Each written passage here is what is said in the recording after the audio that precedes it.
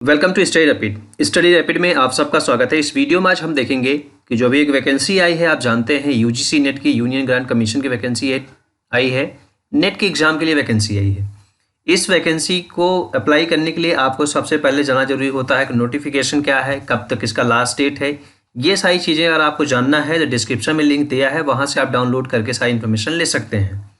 लेकिन इस वीडियो में हम स्पेशली बात करेंगे सब्जेक्ट के बारे में कि कितने सारे सब्जेक्ट्स हैं जिन पे आपको अप्लाई करना है और जिसके लिए आप एलिजिबल हैं यदि आपने पोस्ट ग्रेजुएशन किया हुआ है। इसके पहले हम देखते हैं कि जो सारे सब्जेक्ट्स हैं उनका आप एक एक सब्जेक्ट का किस तरीके से डाउनलोड कर सकते हैं। स्पेसिफिक जो उसके डिटेल्स होती है सिलेबस की, वो आप डाउनलोड कर सकते हैं। उसके लिए मैं आपको वेबसाइट बता देता हूँ। ये है वेबसाइट, यूनियन ग्रांट कमीशन की वेबसाइट है। इस पर आप जाके अप्लीकेशन को आप डाउनलोड कर सकते हैं। एक एक डिटेल में इंफॉर्मेशन आप ले सकते हैं कि किस सब्जेक्ट में क्या सिलेबस है। पहला सब्जेक्ट आप जानते हैं जो कि जनरल होगा, वो सभी के लिए कॉमन सब्जेक्ट होगा। वो होगा general papers on the teaching and research aptitude. Paper 1 सभी के लिए एक जैसे होगा, उसमें कोई फेरबदल नहीं होगी। अब हम बात करते हैं पेपर 2 की। पेपर 2 में कितने सारे सब्जेक्ट हैं उसको हम देखेंगे डिटेल में, और सभी सब्जेक्ट के क्या सब्जेक्ट कोड हैं ये भी देखेंगे, ताकि आपको एप्लीकेशन फिल करने में कोई प्रॉब्लम ना हो। देखिए, सबसे ज़्यादा इंपॉर्टेंट होता है किसी भी एग्जाम को क्रैक करने के लिए सिलेबस जानना। दूसरी चीज़ें होती हैं बेस्ट बुक कौन सी होगी इसके लिए, और तीसरी बात होती है रेगुलर प्रैक्टिस। 3 ही बातें होती हैं किसी भी एग्जाम को क्रैक करने के लिए। आज के इस वीडियो में हम देखेंगे कि जो यूजीसी नेट का जो पेपर है, इसमें सिलेबस कोड के साथ साथ हम बताएंगे कौन से सब्जेक्ट का क्या कोड है। अगर हम पहले सब्जेक्ट की बात करते हैं, फर्स्ट सब्जेक्ट की बात करते हैं, जिसमें है adult education, continuing education and andrology and non formal education. इसका जो सब्जेक्ट कोड है 46 है, तो याद रखिएगा 46 कोड है इसका, इस सब्जेक्ट का, एडल्ट एजुकेशन का। दूसरा सब्जेक्ट है एंथ्रोपोलॉजी है, ये सब्जेक्ट भी बहुत इंपॉर्टेंट है, इसका सब्जेक्ट कोड है 7, याद रखिएगा सब्जेक्ट कोड। नेक्स्ट सब्जेक्ट है हमारा अरब कल्चर एंड इस्लामिक स्टडीज। इस सब्जेक्ट को भी आप अप्लाई कर सकते हैं यदि आपने इस सब्जेक्ट में पीजी किया है। अरबिक का कोड है, आप देख सकते हैं अरबिक सब्जेक्ट है जिसका जो कोड है वो 29 है, जो कि बहुत इंपॉर्टेंट है ये भी सब्जेक्ट। और अगला सब्जेक्ट है हमारा है आर्कियोलॉजी। आर्कियोलॉजी बहुत इंपॉर्टेंट सब्जेक्ट होता है, यदि आपने पीजी किया हो आर्कियोलॉजी से तो आप अप्लाई कर सकते हैं। असमी लैंग्वेज है, बंगाली है, बोडो लैंग्वेज है। बोडो लैंग्वेज से भी आपने किया हुआ है यदि पीजी, तो आप अप्लाई कर सकते हैं।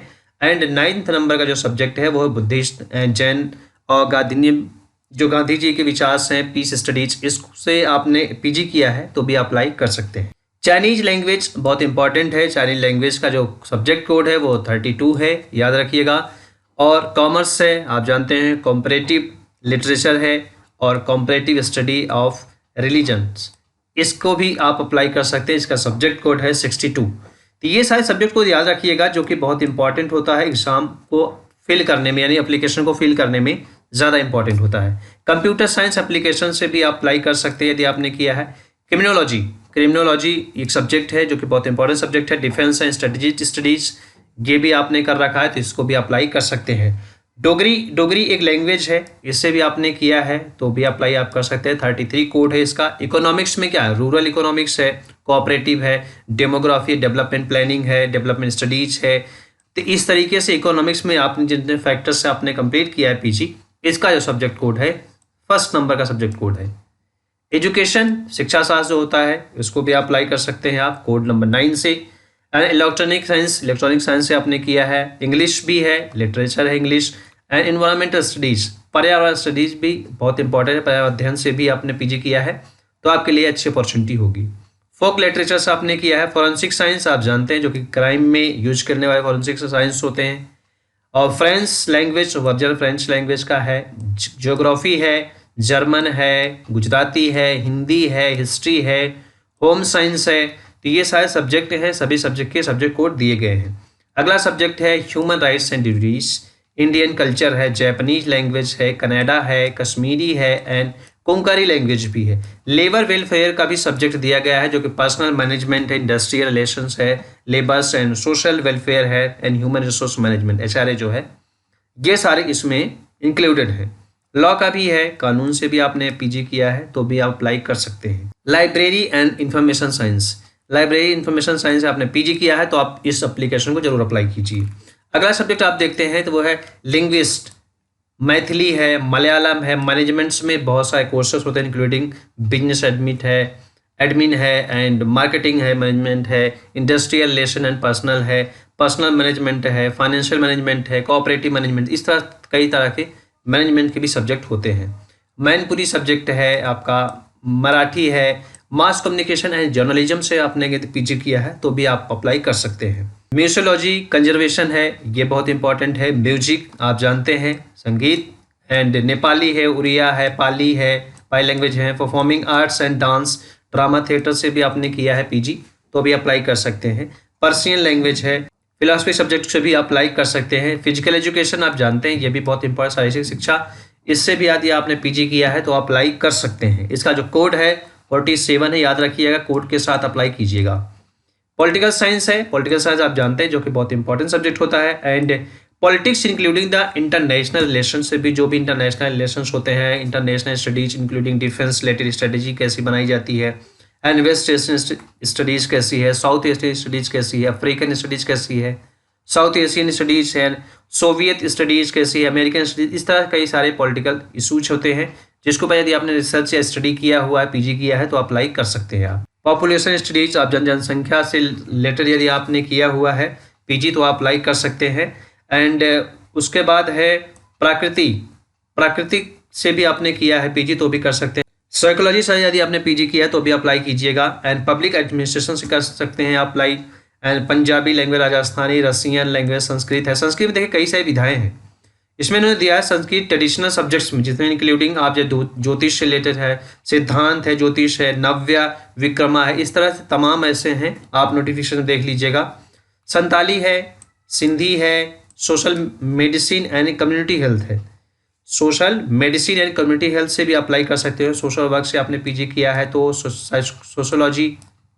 सोशियोलॉजी से आपने किया है तो भी इम्पॉर्टेंट हो आपके लिए सब्जेक्ट, ये बहुत बेस्ट होगा आपके लिए। स्पेनिश है, तमिल लैंग्वेज है, तेलुगु लैंग्वेज है। टूरिज्म एडमिनिस्ट्रेशन एंड मैनेजमेंट से अभी आपने पीजी किया है तो भी अप्लाई कर सकते हैं। Tribal and regional language literature से आपने किया है तो भी अप्लाई कर सकते हैं। उर्दू लैंग्वेज बहुत इंपॉर्टेंट है ये भी। एंड विजुअल आर्ट से आपने किया है, इंक्लूडिंग ड्राइंग है, पेंटिंग है, स्कल्पचर है, ग्राफिक्स है, अप्लाइड आर्ट है एंड हिस्ट्री ऑफ आर्ट है।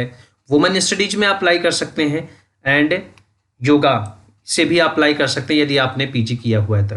देखो दो चीज़ बहुत इंपॉर्टेंट है, आपको इसमें एंड में बताऊंगा कि the candidate with the master degree in geography, यदि आपने जियोग्राफी से किया, भूगोल से किया, with specification in population studies और mathematics statistics are also eligible to appear in the subject of population studies.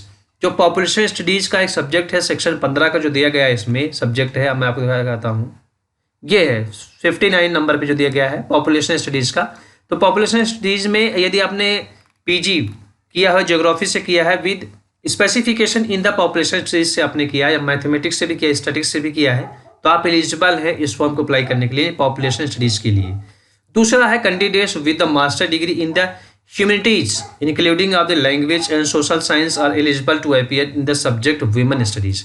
Women studies 80 number का सब्जेक्ट है, इसमें भी आप अप्लाई कर सकते हैं। किसमें? यदि आपने डिग्री इन ह्यूमैनिटीज से आपने किया है तो भी आप अप्लाई कर सकते हैं। सोशल साइंस से आपने अप्लाई किया है तो भी आप कर सकते हैं इसके लिए, जो कि दिया गया है कि including language and social science are eligible to appear in the subject of women studies. तो कोड नंबर 74 ये है, कोड नंबर 74, तो ये भी अप्लाई आप कर सकते हैं। तो ये इन्फॉर्मेशन आप सभी को कैसी लगी?